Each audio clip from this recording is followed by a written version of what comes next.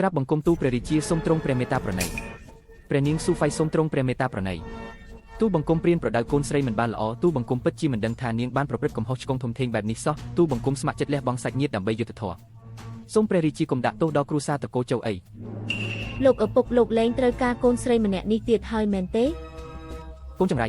អញហ៊ានធ្វើបាបព្រះនាងស៊ូហ្វៃឥឡូវនេះនៅហ៊ានធ្វើពុតជាដណ្ដើមការស្រឡាញ់ទៀតអញមិនមែនជាកូនស្រីរបស់ខ្ញុំទេកូនចៅសុទ្ធតែអាចបោះបង់ចោលបានខ្ញុំមិនមែនទេខ្ញុំគ្រាន់តែជាឧបករណ៍សម្រាប់ត្រកូលចៅឡើងបុណ្យស័ក្តិមែនទេខ្ញុំជាឧបករណ៍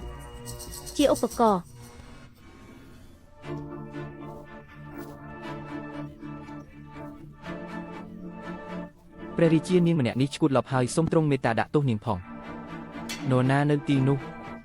នាំខ្លួនគួយហ្វៃទៅឃុំក្នុងដំណាក់ត្រជាក់ទុកឲ្យនាងស្លាប់រស់តាមមិថាកម្មទៅខ្ញុំនឹងឲ្យពួកគេសងរាល់ការឈឺចាប់ដែលបានធ្វើមកលើរូបនាងទ្វេដងបន្ទាប់មកទៀតគឺនៅសល់តែអ្នកម្នាក់គត់